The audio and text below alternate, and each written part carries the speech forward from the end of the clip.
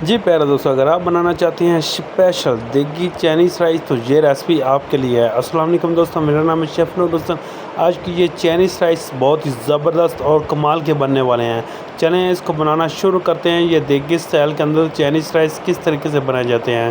یہاں پر لے لیں گے ایک بڑا پتیلا، جس کے اندر شامل کریں گے 2.5 kg گھی اور 15 انڈے شامل کر دیں گے۔ انڈوں کو اچھی طرح پھینٹ کے پھر آپ نے شامل کرنا ہے۔ گرم گھی ہونے کے بعد پھر آپ نے انڈے شامل کرنے اور اچھی طرح فرائی کر لیں گے۔ زبردست ریسپی بننے والی ہے دیگی سٹائل کے اندر چائنیز رائس، بہت ہی زبردست ریسپی۔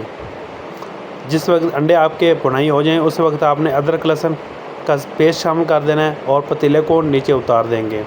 اور سبزیاں شامل کریں گے، گاجر شامل کریں گے، شملہ مرچ کٹی ہوئی شامل کریں گے اور چپس ٹیب آلو کٹے ہوئے شامل کر دیں گے اور 1 kg دہی شامل کر دیں گے اور مٹر شامل کریں گے 3 kg۔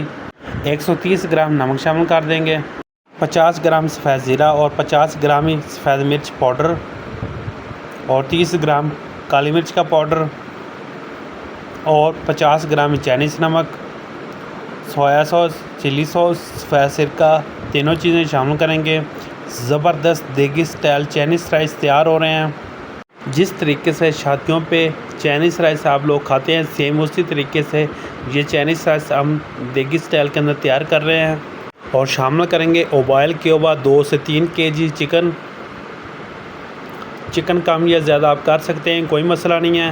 ہم نے 3 kg بون لیس چکن کا استعمال کیا ہے۔ اور پانی شامل کر دیں گے چاولوں کے لیے،